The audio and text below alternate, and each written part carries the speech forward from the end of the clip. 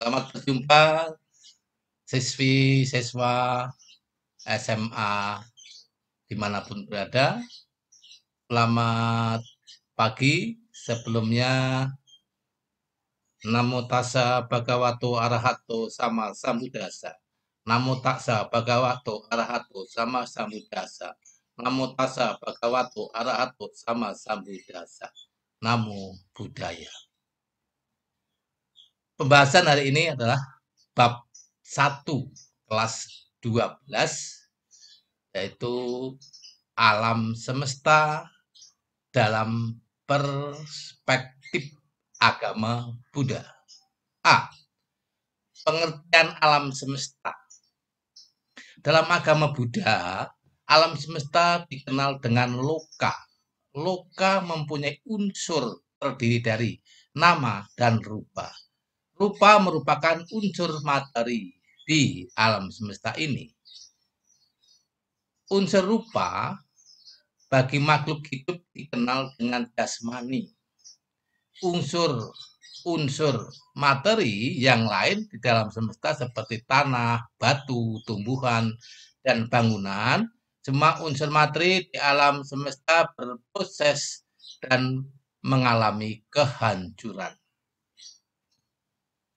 Unsur nama dikenal dengan batin, yang terdiri atas perasaan wedana, pencerapan sanya, bentuk-bentuk pikiran, sanskara, dan kesadaran winanya.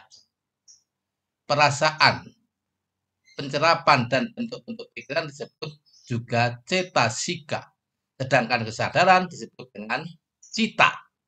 Semua yang terkandung dalam alam semesta pada hakikatnya terdiri dari 3 komponen, yaitu rupa, cita, dan cetasika. Alam semesta ini, saudara sekalian, terbentuk dari kehancurannya melalui suatu proses yang berulang-ulang. Proses berulang-ulang tersebut sudah setua usia waktu itu sendiri yang tak terbayangkan oleh manusia biasa. Bumi berulang kali hancur dan berbentuk kembali. Siklus hancur lalu membentuk kembali. Hingga hancur kembali disebut sebagai siklus dunia yang disebut Mahakapa. B. Sistem dunia. Lihat gambar yang berada di depan kalian. Dalam pandangan agama Buddha ada 2 sistem dunia. Dunia sistem itu yaitu sistem dunia tunggal, single world system, dan sistem dunia beragam atau multiple world system. Sistem dunia tunggal, single world system, digambarkan bahwa alam semesta merupakan sebuah piringan datar yang disebut cakrawala. Cakrawala dalam bahasa Pali berarti bidang yang menyerupai roda. Dalam cakrawala terdapat alam-alam surga atau dewa dan alam-alam Brahma yang ada di atas piringan, serta alam-alam rendah atau neraka. Sistem dunia yang beragam, multi-world system, terdapat 3 sistem alam semesta. 3 sistem itu yaitu 1000 tata surya kecil, Culanika, Lokadatu, sistem dari 1.000.000 dunia menengah atau Twisahasi Majjimanika Lokadatu. Sistem dunia terdiri dari 1 miliar dunia besar atau Tisahasi Mahasahasi Lokadatu. C. Terbentuknya alam semesta ini. Anak-anak sekalian, terbentuknya alam semesta diawali dengan dunia ini yang berproses dalam waktu cepat atau lambat mengalami kehancuran. Pada saat kehancuran bumi, makhluk-makhluk sebagian besar terlahir di alam abasara atau alam cahaya. pada saat bumi terbentuk kembali, makhluk-makhluk yang meninggal di alam abasara terlahir kembali ke bumi sebagai manusia. Pada saat alam semesta terbentuk hanya air yang diselimuti kegelapan dan belum ada konstelasi, dalam pembentukan waktu yang lama timbul sari tanah yang rasanya seperti mentega dan madu lebah. Lalu berganti muncul jamur. Dalam waktu yang lama, jamur lenyap dan kemudian timbul tanaman merambat. Setelah itu, dalam waktu yang lama, muncul tanaman padi atau sali yang masak di tempat terbuka. Makhluk-makhluk mulai menemukan tanaman merambat sehingga tubuhnya menjadi lebih padat dan perbedaan penampilan lebih meningkat. Makhluk-makhluk itu pun menjadi semakin sombong, sehingga tanaman merambat pun lenyap. Makhluk-makhluk berkumpul dan meratap menyesali tanaman merambat lenyap. Setelah tanaman merambat lenyap, berganti tumbuhan padi atau sali. Tumbuhan padi masak di alam terbuka atau akata pako. Tumbuhan padi adalah tanaman atau sali tanpa dedak dan sekam serta halus dan berbutiran di kehancuran alam semesta. Lihat gambar. Kehancuran alam semesta dalam pandangan agama Buddha terdapat dalam kitab Surya Sutta. 1. Kehancuran alam semesta karena api. Kehancuran alam semesta karena panas dan api ditandai adanya peristiwa berikut. 1. Tidak adanya hujan dalam waktu yang lama, ratusan tahun hingga ratusan ribu tahun. Akibatnya semua bibit tanaman seperti bibit sayuran, pohon-pohon penghasil obat, pohon-pohon palem, pohon-pohon besar di hutan menjadi layu, kering kemudian mati semua. 2. Selanjutnya akan tiba suatu masa ketika matahari kedua muncul sehingga semua sungai dan danau surut, kering, dan tiada. Ketika matahari kedua telah muncul, tak bisa dibedakan antara siang dan malam. Setelah matahari yang satu tenggelam, yang lain terbit. Dunia merasakan terik matahari tanpa henti. Tapi tidak ada dewa yang mengatur matahari pada waktu kehancuran apa berlangsung seperti pada matahari yang bisa, atau karena dewa matahari pun mencapai jana dan terlahir kembali di alam Brahma. 3. Perhatikan. Selanjutnya akan tiba suatu masa.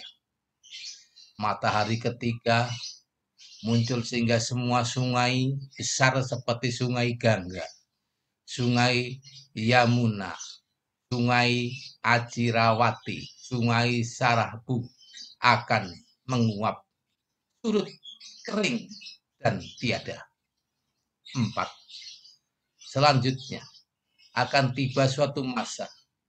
Matahari keempat muncul sehingga semua danau besar tempat bermuaranya sungai-sungai besar, yaitu danau Anuttata, danau Sihapapata, danau Ratakara, danau Kanamunda, danau Kunala, danau Candanta, dan danau Mandakini surut, kering, dan tiada.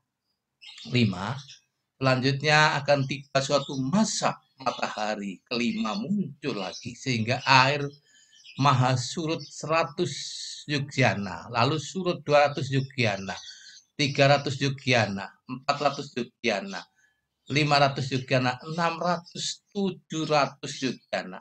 Air maha samudra semakin surut hingga kedalaman tersisa hanya setinggi satu orang dewasa saja. Hingga akhirnya air maha samudra surut sampai sedalam tinggi mata kaki. 6. Selanjutnya akan tiba suatu masa lagi. Matahari keenam muncul membuat seluruh dunia menjadi gas. Semua kelembapan telah menguap. 100 miliar tata surya yang ada di sekeliling tata surya kita juga menguap. Ketika matahari keenam muncul, maka bumi ini dengan Gunung Sineru sebagai raja gunung mengeluarkan dan menyemburkan asap. 7. Selanjutnya akan tiba suatu masa matahari ketujuh muncul sehingga seluruh dunia tata surya bersama dengan 100 miliar tata surya yang lain terbakar. Puncak Sineru yang tingginya lebih dari 100 yugiana juga ikut hancur, berantakan, dan lenyap di angkasa. Kebakaran bertambah besar dan menyerang alam dewa Catu Maharajika setelah membakar istana emas, istana permata, istana kristal. Kebakaran merambat terus ke dalam surga Tawat Imsa dan naik terus ke alam Brahma Jana pertama. Setelah membumi, hanguskan alam Brahma Jana kedua yang lebih rendah, api berhenti sebelum mencapai alam Brahma Abas. Kehancuran alam semesta karena air. Masa pembentukan dan kehancuran alam semesta karena air ini terbagi dalam 4 masa. 1. Masa penyusutan sama waktu. Masa ini ditandai dengan timbulnya awan yang mengawali kehancuran kapal sampai air plastik surut. B. Masa setelah penyusun Samvatatai, misalnya ditandai dengan surutnya air plastik sampai timbulnya awan besar pemulihan yang menyirami 100 miliar tata surya. Masa pengembangan pidato. Masa ini setelah pemulihan sampai muncul bulan dan matahari. Masa setelah ekspansi Viwatai. Masa setelah muncul bulan dan matahari sampai munculnya awan yang mengawali kehancuran. Ketiga, kehancuran alam semesta karena angin. Kehancuran alam semesta ini karena munculnya angin yang menerbangkan debu. Akan muncul angin yang menerbangkan pasir, pasir kasar, kerikil, dan batu. Akibat angin kencang, banyak batu besar dan pohon besar tertiup ke angkasa, kemudian hancur dan musnah. Angin menghancurkan bumi sampai alam Brahma. Jana ketiga dan berhenti sebelum mencapai alam Vehapala yang berada pada alam jana keempat. Setelah menghancurkan semuanya, angin mereda. Kemudian angkasa yang di atas menjadi satu dengan angkasa yang di bawah dalam kegelapan yang mencekam. Alam yang kembali muncul pertama kali adalah alam Brahma Subhagina. Periode waktu awan besar sampai surutnya angin yang menghancurkan adalah suatu Asarikeya Kapa. Periode surutnya angin sampai munculnya awan pemulihan adalah satu Asarikeya Kapa dan seterusnya. 4 Asarikeya Kapa ini membentuk satu Mahakapa.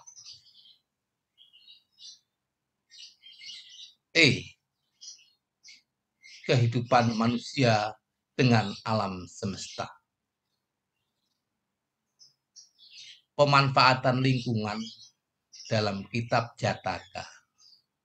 Orang yang pandai dan bijaksana akan berusaha meningkatkan kesejahteraan atau mencapai sukses yang sebesar-besarnya hanya dengan menggunakan sumber daya yang minimal, seperti ia meniup napasnya membuat api kecil menjadi besar. Ada 3 hal yang berkaitan dengan pengelolaan lingkungan sebagai berikut. 1.